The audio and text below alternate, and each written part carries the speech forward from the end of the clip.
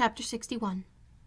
Happy for all her maternal feelings was the day on which Mrs. Bennet got rid of her two most deserving daughters. With what delighted pride she afterwards visited Mrs. Bingley and talked of Mrs. Darcy may be guessed.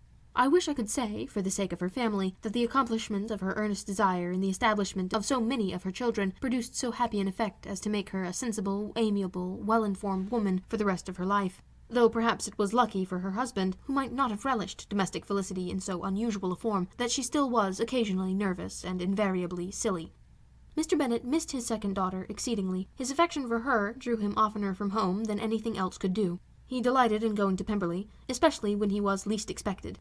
Mr. Bingley and Jane remained at Netherfield only a twelvemonth. So near a vicinity to a mother and Meryton relations was not desirable even to his easy temper or her affectionate heart. The darling wish of his sisters was then gratified. He bought an estate in a neighbouring country to Derbyshire, and Jane and Elizabeth, in addition to every other source of happiness, were within 30 miles of each other. Kitty, to her very material advantage, spent the chief of her time with her two elder sisters. In society so superior to what she had generally known, her improvement was great. She was not of so ungovernable a temper as Lydia, and, removed from the influence of Lydia's example, she became, by proper attention and management, less irritable, less ignorant, and less insipid. From the farther disadvantage of Lydia's society she was, of course, carefully kept, and though Mrs. Wickham frequently invited her to come stay with her, with the promise of balls and young men, her father would never consent to her going. Mary was the only daughter who remained at home, and she was necessarily drawn from the pursuit of accomplishments by Mrs. Bennet's being quite unable to sit alone. Mary was obliged to mix more with the world, but she could still moralize over every morning visit, and as she was no longer mortified by comparisons between her sister's beauty and her own, it was suspected by her father that she submitted to the change without much reluctance. As for Wickham and Lydia, their characters suffered no revolution from the marriage of her sisters.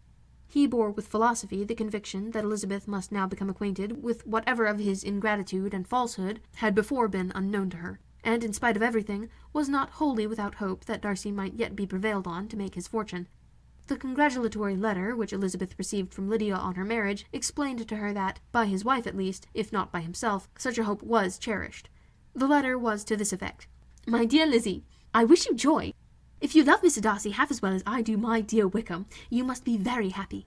It is a great comfort to have you so rich, and when you have nothing else to do, I hope you will think of us. I am sure Wickham would like a place at court very much, and I do not think we shall have quite money enough to live upon without some help. Any place would do of about 300 or 400 a year, but, however, do not speak to Mr. Darcy about it if you had rather not.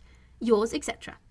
As it happened that Elizabeth had much rather not, she endeavoured in her answer to put an end to every entreaty and expectation of the kind. Such relief, however, as it was in her power to afford, by the practice of what might be called economy in her own private expenses, she frequently sent them. It had always been evident to her that such an income as theirs, under the direction of two persons so extravagant in their wants and heedless of the future, must be very insufficient to their support, and whenever they changed their quarters, either Jane or herself were sure of being applied to for some little assistance towards discharging their bills. Their manner of living, even when the restoration of peace dismissed them to a home, was unsettled in the extreme. They were always moving from place to place in quest of a cheap situation, and always spending more than they ought. His affection for her soon sunk into indifference. Hers lasted a little longer, and in spite of her youth and her manners, she retained all the claims to reputation which her marriage had given her. Though Darcy could never receive him at Pemberley, yet for Elizabeth's sake he assisted him farther in his profession. Lydia was occasionally a visitor there, when her husband was gone to enjoy himself in London or Bath. And with the Bingleys, they both of them frequently stayed so long that even Bingley's good humour was overcome, and he proceeded so far as to talk of giving them a hint to be gone. Miss Bingley was very deeply mortified by Darcy's marriage, but as she thought it advisable to retain the right of visiting at Pemberley, she dropped all her resentment, was fonder than ever of Georgiana, almost as attentive to Darcy as heretofore, and paid off every arrear of civility to Elizabeth. Pemberley was now Georgiana's home, and the attachment of the sisters was exactly what Darcy had hoped to see. They were able to love each other, even as well as they intended. Georgiana had the highest opinion in the world of Elizabeth, though at first she often listened, with an astonishment bordering on alarm, at her lively, sportive manner of talking to her brother. He, who had always inspired in herself a respect which almost overcame her affection, she now saw the object of open pleasantry.